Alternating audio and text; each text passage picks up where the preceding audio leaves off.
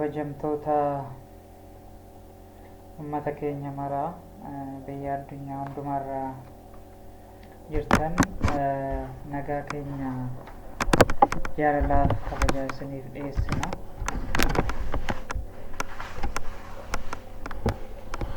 Amma immoo nuni qabannee dhiyaanne dhimmoota muraasa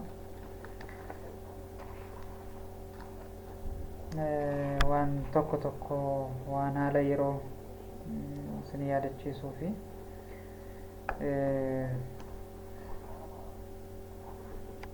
sababii neetworkiitiif walirraa fagaachaa jirra. Duraan dursinee akka gamtaa qeerroo bilisummaa Oromoottis fi akka caasaa adda bilisummaa Oromootti kana of kalchitan gaafanna. Rakkoo neetworkii nu mudateef yeroo tokko toora sabaa himaalee irraa yookiin sooshaal miidiyaa irraa dhabamaa jirra jechuudha. Duraan dursee akkuma beekamu waggaa 2 guutuu mootummaan gabroonfataan injifannoo wareegama qaqqaalii ummata keenya qarreef qeerroo Oromiyaatiin dhufe karaa makseen roorroon ajjecha suukanneessaan saamichi fi wantoonni dhaga'uuf namatti hin tolle sirnoota yookiin impaayeroota biyyi kun dabarsite kamuu caalaa godaannisa seenaa ta'ee ummata keenya irrattis nurratti safu nurratti dalagaa jirtu ilmaan nafxanyaa waggaa 2 guutuu isaati. Keessumaa yeroo as dhiyoo as diraamaa isaan ummata keenyaa fi nurratti hojjechaa jiran fuula hawaasa addunyaa dura fi fuula hawaasa ollaa naannoo keenyaa dura waan dhokate miti. Manni keenyas quba qabaa hunduu lixaamaa bahaatti daangaa amma daangaatti manni keenya hin hubattu inni yaadna jechuudha. Har'a fokas goonee kan kaasuu barbaanne waa'ee buqqaatii naannolee lixa Oromiyaa, lixa Wallaggaa fi qeellam Wallaggaa irratti deemaa ture wal qabatee homaa mana bal'inaan ibsaa hin kennin hafne. Keessumaa aanaan Filloo qeellam Wallaggaa ganda Shebel jedhamurraa manni keenya buqqa'ee akka godaane, magaalaa Muuggiirraas manni keenya buqqa'ee akka godaanee fi naannoo Gambeellaa qubatee akka jiru quba qabna.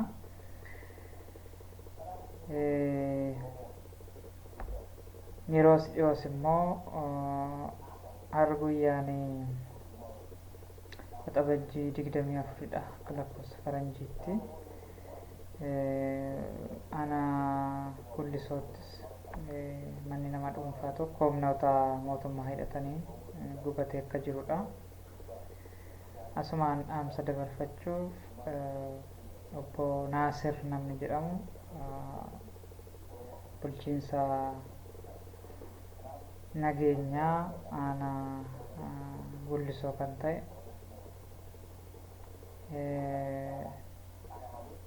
ummata daraa kan jiru, mana ummata keenya kan jiru humna hidhatee abaa'oo maqaa shaniitiif socho'u jechuunsaa kan yaadatamudha. Akkasumas bulchiinsi nageenyaa itti gaafatamaan jechuu keenya aanaan Filloos obbo Geetaahuun namni jedhamu biyya keenya keessaa yookiin aanaa keenya keessaa godaanaa kan jiru shanidha malee hawaasa nagaa kan taane irra deddeebi'ee namni kun yookiin namoonni kun miidiyaalee idilee irratti ibsaa jiranii. Kanaaf nus karaa miidiyaa hawaasaa caasaa naannootti argamuuf dhaamsa kana gurra buusneerra. Namoonni kun eenyu isaan? Osoo namni saba keenya gubatu, uummanni keenya buqqa'u kan buqqa'een irraa godaane halagaadha. Kan godaansa sadiina. Inni immoo qaama mootummaan mormudha. Qaama laga jiru kan jedhu kun eenyu? Eessa ta'aniitu? Boolla maalii seenaniitu? Maaliif naannoon isaan jiran hordofame? Manni isaan hin beekama? Magaalli isaan jiran hin beekama? Iddoon isaan socho'an hin beekama? Biiroon isaanii, waajjirri isaanii, aanaan isaanii hin beekama? Kanaaf namoota kana lafa argamanitti deemamee dubbisuun maaliif akka dadhabame, gaafachuun maaliif akka dadhabame yookiin akka gaafatamu yaada dhiyeessinee turre. Kanas akka caasaatti kan hundaa'e socho'u garee abbaa torbeetiif yookiin eetiif, garee sunsaatiif, garee calaltuu humna addaa Oromiyaa kan yeroo as hundaa'e hin jira gareen akka kanaa fi waraana bilisummaa Oromoo matuma isaati jechaadha. Kanaaf manneen uummata keenyaa keessumaa waan nama qaanessu aanolee amma tuttuqne akka lixarraa Anaanfilloo, magaalota Muggii, Gullisoo isaan kun turaniiru. Kaaba keessaa immoo Kaanaa Dagam, ka kibbaa immoo beekamaa godina Gujii, manneen gubuun amma akkuma aadaatti yookiin akka tarkaanfii salphaatti fudhatamaa dhufee jira. Manni nama tokko innaa gubatu muka miti kan gubatu, waan baay'eetu keessa gubachaa jira. Horiillee dabalatee, qabeenya dabalatee, waan uummanni keenya qabate yoo naga'e, eegee tiksee yoo naga'e kunuunsaa jirutu aadaan waan wal qabatu, seenaan waan wal qabatu, waan qaqqabatamutu nu jalaa gubachaa jira. Kanaaf wanta achi keessatti gubatu waan nama dhuunfaatu hin taane baay'een isaa waan uummata Oromoo, waan sabaati jecha. Waa'ee mana gubuu kanaan wal qabatee wanni kun akka pooyintiitti iddoo tokko jalqabeet naannolee Oromiyaa wal gaadee jira. Wal ga'uufis jira. Iddoon nanqatus immoo hin jiru yeroo dhiyootti waan argamudha. Kanaaf caasaan nu amma maqaa keessan tarreessine caasaa keessan bal'isuutii qabdan akka waan bal'istanitti quba kan qabnu. Isuma abbaan torbee nu Finfinneetti caasaan babal'atee hojiitti seenamee akka jirudha. Kana booda namni callisee wal bira darbu hin jiru.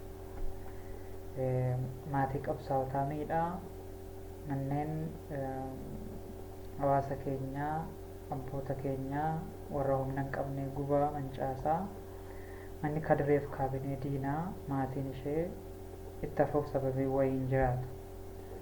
Kanaaf ammoo isas kallattiin kenninu.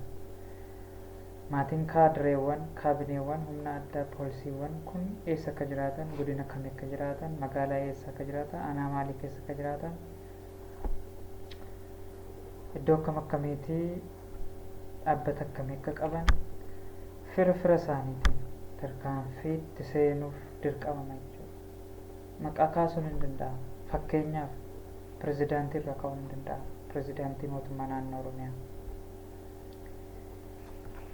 Obbo Shimallis Abdiisaa achirraa kaa'uun hin danda'amu. Obbo Addisuu Araggaa, Obbo Taayyee Danda'a, Obbo Abbabaa Garasuu, Obbo Abbabaa Garasuu, Komishiinaraa humna addaa poolisii Oromiyaa kan ta'e Obbo Dachaasaa Bittima,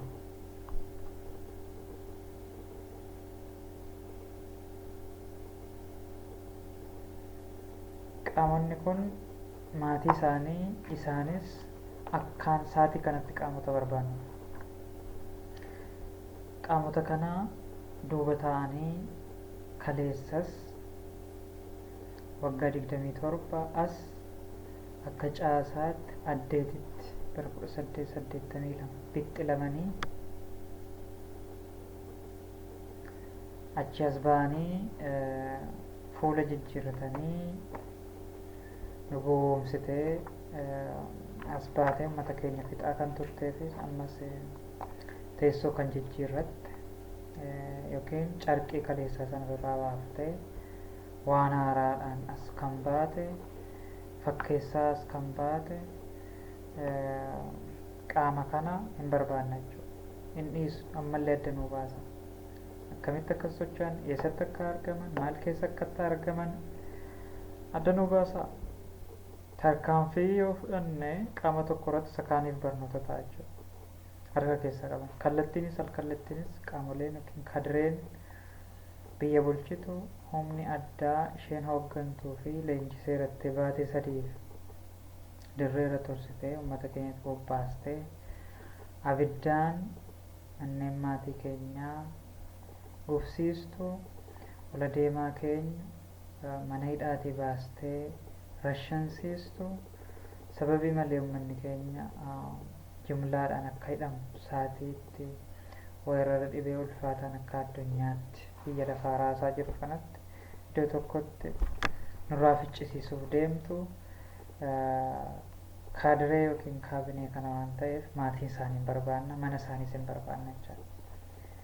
Wannoota olitti maqaa isaanii uumne kan hatattamaan keessumaa namicha addachaa isaatitti maa jedhamu hoogganaa yookiin komishinara humna addaa poolisii Oromiyaa kana akkaan barbaanna jechuudha. Namoonni naannoo godina inni keessaa dhalate beektan, gandi inni jiru beektan, baadiyyaa inni keessaa dhufe beektan, maatiin inni keessaa dhufe beektan karaa sooshaal miidiyaadhaan nu quunnamuu dandeessan jechuudha. Nuti biyya kana keessa akka biyyaatti walumaa gala amma hooggansarra qaamni jirtu qaama Oromiyaa yookiin Oromiyaa keessaa baatee inni namannu qaama halagaatii inni fudhanna. Haa ta'u malee fira isa taatu halagaa silaa akka seeraatti mirga walqixaa biyyaa fi lafa Oromoo irra jiraachuu qaba ture sabni keenya. Sana enjoy gochuu hin dandeenye jechuudha. Kanaaf sa'aatii kanatti manni keenya bifumaan bal'inaaf baay'ina uummata isaatiin baay'ee dararamaadha. Misooma hin qabu, jireenya hin qabu. Uummata jaarraa lamaaf isaa oliif dararamaa jiraatedha. Dinagdeen isaa lafarratti hirkata, horii irratti hirkata. Sanumaayyuu hojjetachuu hin dandeenye. Misooma bu'uura ta'e jireenya isaattiin gaggeeffachuu danda'u yookiin to survive gochuuf dhumaaf illee basic warra ta'an infrastructure hawaasa hin qabnedha. Hawaasni keenya yeroon isaa harkaa gara afaaniiti. Lafarraa fida waggaa tokko qotatee ishumaan jiraata amma waan inni deebisee facaase bilchaatuufitti yeroo tokko tokko immoo waan inni waggaa tokko itti laffa'ee fide yerootti deebisee arfaasaa isaa dhufuun yookiin bara isa dhufuun isaan geenye utuu hin gahin harkatti dhumuufaatu jira. Keessumaa manni keenya maatii bal'aa qabu. Kanaaf manni keenya bara dheeraa jaarraa hedduu qambarrii gabrummaa, qambarrii hiyyummaa gadadoo uummata baatee socho'edha. Tuurisoorsii qabu, toomna qabu, kuma kaleessaa feodaalistii yookiin abbaa lafaa fuula jijjiirrattee dhufte karaa wayyaanee irraa gabbaraa ture. Amma immoo ishee irraa fuute ilmaan wayyaanee ammoo ilmaan nafxanyaa durumaayyuu ergamtuudha, ashkariidha.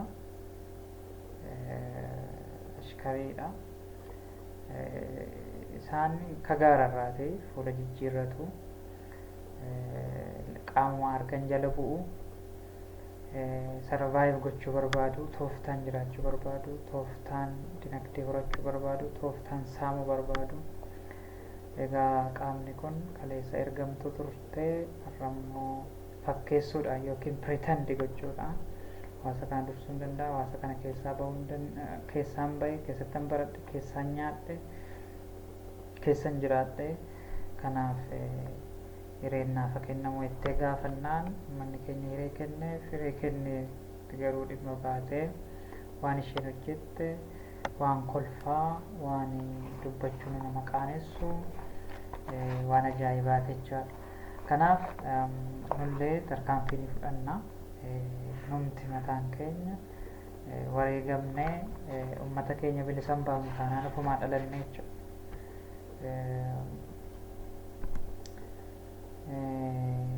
Qaamni du'e kunis ni wareegamaa jiru kunis qaama jiraachuu barbaadudha.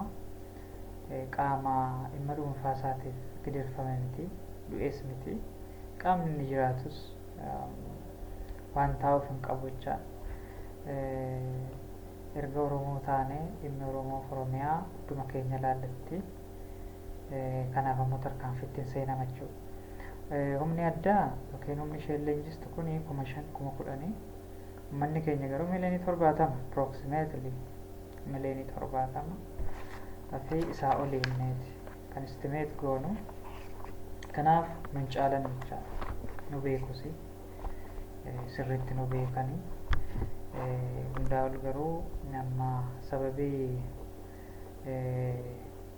dursitoota paartilee maqaa Oromoon socho'an tokko tokko irraa kan ka'een sababii ilaalcha nama dhuunfaa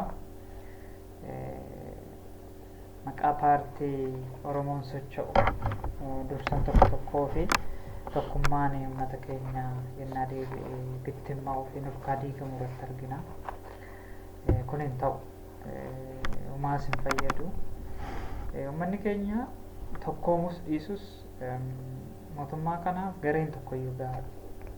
Yookiin gareen lixaa, yookiin gareen kibbaa, yookiin gareen kaabaa gahaadha. Ijoollee nafxanyaa irraa deebisuu fi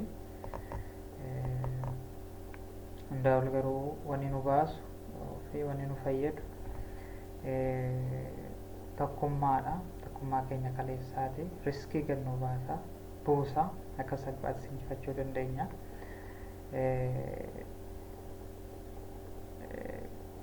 Kadiree yookiin immoo kaabinee opiidiyoo osoo hin taane yookiin immoo sababii ilaalcha nama dhuunfaa paartilee maqaa Oromootiin socho'an tokko tokko qofa osoo hin taane tokkummaa saba keenyaa kan diigde artistoonni tokko tokko yookiin ijoollee asmaariin tokko tokko illee akka keessaa qabdi. Kaleessa Oromoo fakkaattee waan tokko tokko jechaa baatee hara garuu manas lafas investeras taatee ekspoortii impoortii keessa seentee yaa'u birrii arganii hin beekanii. Sanuu irreen sharafa biyya kanaa hyper inflationii yookiin qaala'insa cimaaf uummata keenya kan saaxile sababii kufaatii dinagdee yookiin gross domestic productiin yookiin GDP'n biyya kanaa gadi bu'e, domestikiin productioniin biyya kana keessaa gadi bu'e. World Bankiin yeroo hundumaa birrii biyyoota addunyaa evaluate gochaa deema. Dinagdee keessoo isaanii ilaala. Wayyaaneen garuu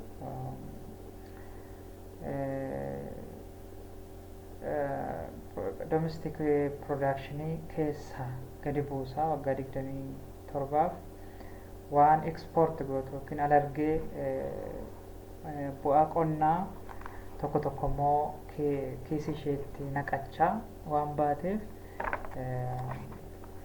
amma yaadamuun dinagdeen biyya kanaa guddachuu hin dandeenye. Kanarraa kan ka'e biyyoonni nuti as dhiyoo ollaa Keeniyaan miidil inkaamitti dabarsee World Bankiin Itoophiyaan jirtu risoorsii bal'aatuu qabdu, qonnaan fagaachuu osoo dandeessu, tooppoogiraafii bayeessa teessuma lafaa adda addaa osoo qabdu, horsiisa loonii fi livestock productionii akka Afrikaatti tokkoffaa ta'e risoorsii bal'aa endowed natural resource jedhamtee beekamtu osoo qabdu kana mobilize godhanii ikoonomiitti jijjiiruun ishee hafee waanuma export gootu waan akka mining warra kunoo albuuda biyya lafa keessaa qottee baastee midhaanota alargee ta'an akka boloqqee, akka bunaa kana qottee biyya alaatti ergachaa fi diroomaa yookiin kiisii ofii yookiin baankii ofii keessa kaa'ataa baate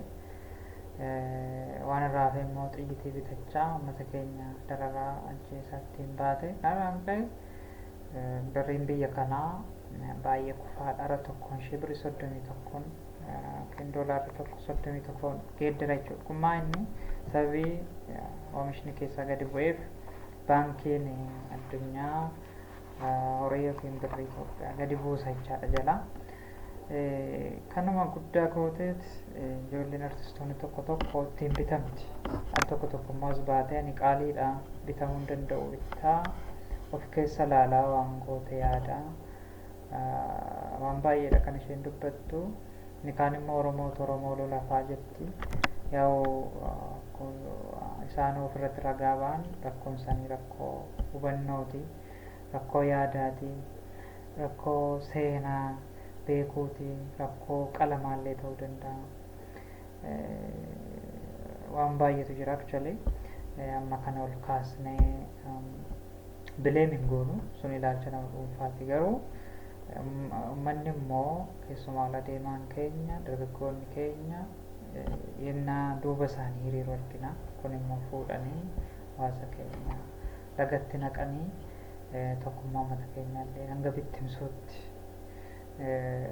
giddu galeessa Oromiyaa lixarraa hamma cabuutti kibba Oromiyaa giddu galeessarraa hamma cabuutti giddu galeessa walumaa gala artistoota kana faana luuccaa ta'e jecha yookiin yennaa luucca'utu argama jecha.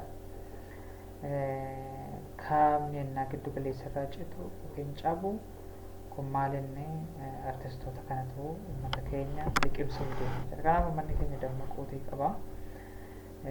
Walumaa gala yeroo nuyi amma irratti argamnu yeroo akkaan murteessaadha. Akkaan murteessaa qofa osoo hin taane wanti nuti faarsinu tokkoffaa teenyee boo'uu hin qabnu.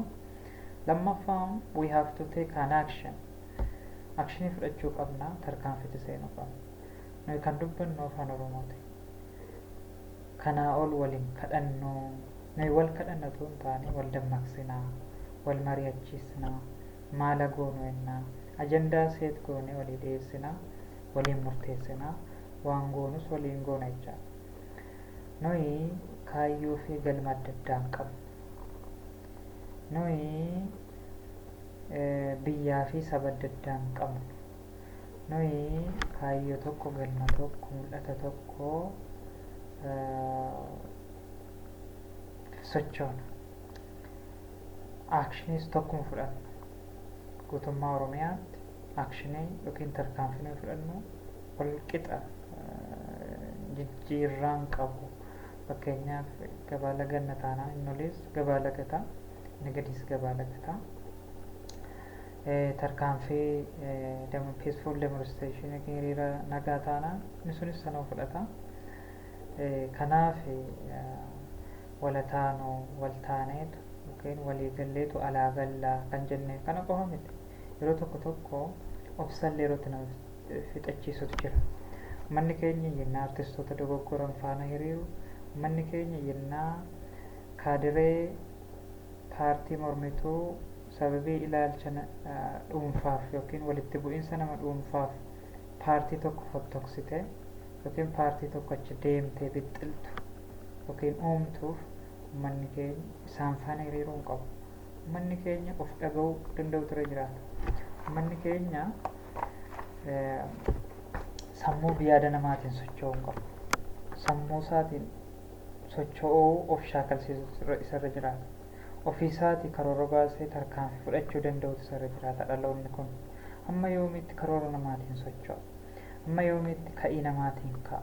Amma yoomiitti taa'ee waamicha namaa eeggata. Yoo namni sun waa rakkate nama he is a lie.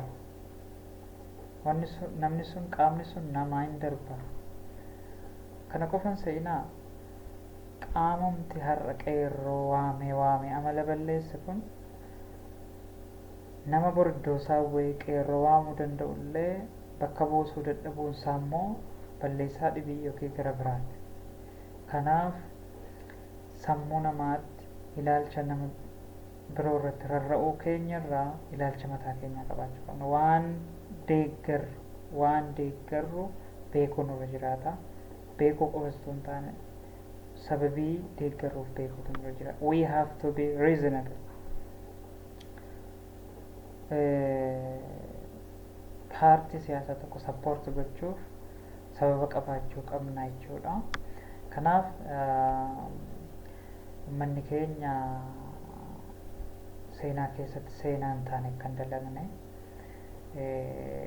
because dhaloonnitu dhufa boodaan, dhaloonni dhufu nu komata, dhaloonni dhufu nutti qaana'uu qaba, dhaloonni dhufu nutti boonuu qaba. Nuyi biyya kana ijaarree eegnee salphina malee amma nuyi bilisa bu'uun keenya nuuf. It is a matter of time. Even nowadays, it's a matter of an hour. Otherwise, a minute, a week. Garaagarummaa guyyootaati kan qubaan lakkaa'amtu bilisa bu'uun keenya furdura kana. Garuu nuyi erga bilisa baanee inni tokkoffaan tarkaanfii nu fudhannu siidaa qeerroo wareegamanii fi jaallan keenya wareegamanii dhabuutti deemu. Dhaloonni garuu siidaa sana hin gaafata. Maal gooneet hamma kana akka kisaaree nu gaafata jechuudha. Kanaaf dhaloonni dhufu nuun boonuu qaba malee dhaloonni dhufu nutti qaana'uu, mataa nutti gad qabachuu hin qabu. Biyya kana sirreessinee, bilisa baasnee, diina harkaa baasnee, eenyummaa keenyatti agarsiisnee biyya keenya irratti akka biyya qabnu itti agarsiisuu danda'uuf nurra jiraata. Kanaafis beekaa qabna, hayyuu gahaa qabna, baay'inaan gahaa ta'e qabna. Waraana mataa keenyaa qabna, caasaa of danda'e mataa keenyaa qabna. Wanti nurraa eegamu tokkummaa keenya wal ijaarree waliin kaanee neetworkii humnee socho'uu danda'u qofa. Ergaa dhimma Oromiyaa ijaaruu irratti, dhimma Oromiyaa bilisoomsuu irratti, dhimma Oromoo fi Oromiyaa irratti poozitiif ta'e qaamni kamuu haa ta'u, ijoolleen daa'ima waggaa tokkumaa hin ta'in nuu fiddee yaada sana burqisiistee sooshaal miidiyaa irra nuu diriirsite taanaan, we have to follow her or his footstep. We have to go ahead. Still silence is not, never, ever an option, because as long as we are a change makers, our future is in our hand, parent. Ini gale finneno. Kanaaf dhimmi egeree keenyaa harka keenya keessa jira jennee ol ka'uu qabna. Nama eeggachuu hin qabnu. Maaliif bitaa mirga keenya dhaggeeffanna? Maaliif mudhii qabannee tiraajedii diraamaa isa tokko irratti hojjetamu teenyee ilaalla? Amma yoomiitis bu'aa jiraan? Maaliif dhaloonni dhufu duuba keenyaan dhufee nutti qaana akka keenya har'aa kana warra kaleessaa? Isaan amma komii hin qabani. Sababiin isaa yeroon ture yeroo rakkisaa, yeroo dukkanaati. Har'a immoo addunyaa globalizationii keessa jira. Yeroo nuti waliin dirmachuu dhiisnee addunyaan Ameerikaa kaabaa, Western Europe, Eeshiyaan, Austraaliyaan hundumtuu vileejii tokko yookiin mandara tokko ta'e keessa jira. Yoo iyyin isaan nu birmachuu danda'u. Through email, through inbox, through publication, through social media, through line, through tweeting, through messaging. Addunyaa akkasii keessa jira. Kanaafuu yaa uummata Oromoo, dubbiin mataarraa nu dhufte. Dubbiin mataarraa nu dhufte. Bar qawween dhiirummaa miti bar. Qawween dhiirummaa miti. Dhiirummaan bar shimalaan namaa dhufuudha. Eeboodha, gaachanaan namaa dhufuudha dhiirummaan bar. Qawween maa inni badaanshe dubartiinuu nama ajjeeste miti tokkos ta'e salphaadha beeku. Kun namummaan jedhamu qawween dadhabina, wallaalummaa, faaraa ta'uu, duubatti hafimsa yookiin baakwaardiness isa gadhee keessaa kun isa dhumxumuraati. Baay'ee nama gaddisiisa. Biyya kana qofa keessa miti. Afrikaa hunda keessatti biyyi kun bara kana keessumaa keessumaa injifannoon wareegamaa saba keenya qeerroo keenyaan dhufe kun akkuma Afrikaattuu badhaasa guddaa akkuma addunyaatti waan argamsiiseef akka Afrikaatti fakkeenyummaa gaariidha inni yaadnee turre. Injifannoon sun injifannoo qeerrooti jennees yaada turre. Har'a ammoo garuu deebine injifannoon sun it has to be reconsidered by the Nobel Peace Committee. Ka'uutu irra jiraata jennee sadarkaatti complain goonuu irra geenye jechuudha. Baay'ee waan nama gaddisiisaati. Kanaaf walfaana ol ka'uu qabna. Roorroon kun hafuu qaba. Paartilee siyaasaa qofa dhaggeeffachuu hin qabu. Paartileen siyaasaa sansalata keessa jiru. Paartileen siyaasaa eegduu jabaa hin qabanii humna kan qabu mootummaa abbaa irree kanuma biyya hoogganaa jirudha. Isaanirraa neemnu baay'eelleen kuman garuu immoo dirqama ibsa baasuu ibsa waloo yookiin joint statement isa jedhan ibsa ejjennoo waloo dhimma Oromiyaa irratti dhimma ajjechasuu kanneessaa dhimma barbadaa'uu qabeenyaa wantoota deemaa jiru guutuu golee Oromiyaa keessatti ibsa laachuu qabu. Miidiyaalee dileeti irra deddeebi'anii baasuu qabu. Daboo dippiloomaasii corachuutu nurra jiraata. Human Rights Watch yookiin dhaabbata mirgoota namummaaf falmaniif kan biyya keessaa kan biyya alaa kan Afrikaa hundumaa deelii hojiin manaa isaanii kana ta'utu irra jiraata. Dhiibbaa gochuu they have to maximize our peer pressure karaa dippiloomaasii dippiloomaatotaaf qonsiilaawwaniif imeelii xalaa hard koppiidhaan barreessanii qabsiisu because kun Finfinnee keessa ciisu maaliif dhaqan ittiin kennan barreessanii mallatteessanii officially kun hojii isaanii rafuun qabanii nuti illee yeroo hundumaa yaadachiisuu hin qabnu kanarratti. Kanaaf walumaa gala warraaqsa galaana uummataa bifa haaraadhaan eegaluuf itti fufuuf yaadni hin jira. Kanaaf uummanni keenya sagaleen na walitti dabarsinu qophoofne wal eeguutu nurra jiraata. Roorroon kun hafuutu nurra jiraata. Keessumaa kaadireen mana uummata keenyaa yennaa gubsiiftu ijoollee keetu waraana bilisummaa Oromoo keessa jirattee maatii qabsaa'otaa dhiibbaa yennaa geessistu maatiin ishee waan hin gubanneef waan hin duuneef sababii wayii hin jiru. Haldureen tokko illee hin jiru jecha. Isaanis lubbuudhuma tokko baatan waan ta'eef lubbuu isaanii maatii isaanii baasuunis dirqama ta'a. Qabeenya isaanii barbadeessuuf mana isaanii barbadeessuuf dirqama ta'a jecha. Kanaaf immoo akkuma kaasne caasaan golee Oromiyaa keessa socho'uuf mirga guutuun kennameef karaa kamiif tooftaa beekuuf kuufate hundumatti fayyadamee humna isaa guutuu isa dhumaati fiigicha isa dhumaa kana waraana bilisummaa Oromoo dabalatee tarkaanfii fudhachuun dirqama ta'aa jira. Uummanni keenyas yeroo nuu kennuuf irra jiraata. Qaamoleen kun eessatti akka argaman yeroo nuu kennuuf irra jiraata jechuudha. Inni biraan karaa lixaa waraanni uummata keenya innaa buqqisu waraanni bilisummaa Oromoo illee callisee ilaaluun irra hin jiraatu. Uummanni keenya buqqa'uu hin qabu. Uummanni keenya buqqaa taanaan qabsoon keenya uummata irratti waan hirkatuuf kan hirkates waan ta'eef imeejii keenyaaf gaarii miti. Kanaaf madanda'amaa ta'etti wareegama barbaachisaa kaffaluudhaan waraana kana uummata keessaa baasuudha. Keessumaa aanaalee irratti humni kun qulqullaa'utu irra jiraatu. Humni kun rukutamee barbadaa'ee bahuu qaba.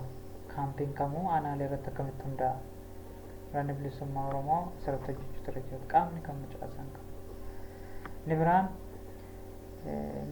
qeerroowwan umuriin isaanii waggaa 18 ol ta'eef waamichi godhameera akka waraana bilisummaa Oromootti dabalamaniif. Kunillee itti deemuutu irra jiraata. Maal hojjetu mana? Du'uun maaliif barbaachisa? Hogganoonni waraanota bilisummaa Oromiyaa hundumtu keessan qeerroowwan kana simatanii leenjii barbaachisaan kennamuuf irra jiraata. Barbaachisaa hin fayyada. Namni leenjii kan fudhatu waraanatti qofa waan hirmaatuuf qofa miti. Isuma mataa isaan fayyada. Hundumtu kan itti deemuu ta'a. Eenyullee manatti nafu kana booda. Kana yeroon itti adeemnu kun yeroo itti amma namoonni baay'een hin gaafanna isas baay'een paartilee maqaa Oromootiin socho'an keessumaa gurgudduuf buleeyyiidha kan nuyi jennu iyyuu Itoophiyaa Deemokiraatawaa ta'ee Oromiyaa Itoophiyaa keessatti bilisoomtee kan yaadanii nu garuu Oromiyaa walabaa ijaaruu barbaanna. Maqaa Oromiyaa Rippaabilikaa jedhamu konfedereeshinii Itoophiyaa keessatti ijaaruu barbaanna. Kun immoo artiikilii yookiin keeyyata 39 heera biyya kanaa separation up to succession jedhu irratti waan nuuf mirkanaa'eef gaaffii mirgaati, gaaffii deemokiraasiiti, gaaffii mirga keenya heeraan nuuf kenname waan ta'eef seera sana mirga sana ni gaafannachaa.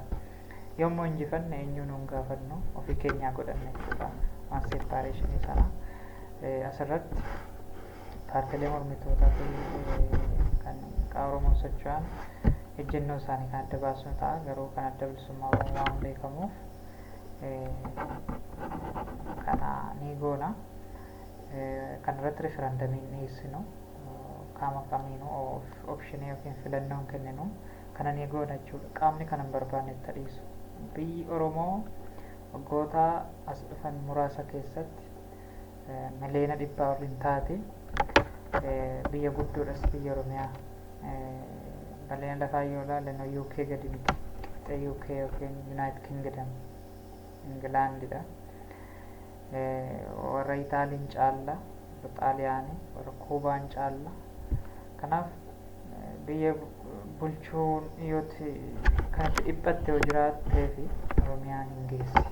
Yommuu bilisa Itoophiyaa keessatti bilisa baasne konfedereeshinii Itoophiyaa akka kunoo Fiinlaandi fa'aa, Iskootilaandi fa'aa akka konfedereeshinii UK jalatti isaan haa bultu jedhame immoo mareedhaan kan goonu ta'a. Garuu bilisummaan keenya nafu magaalaa Finfinnee dabalatee bilisa hin baafna, daangaa keenya illee sararanna.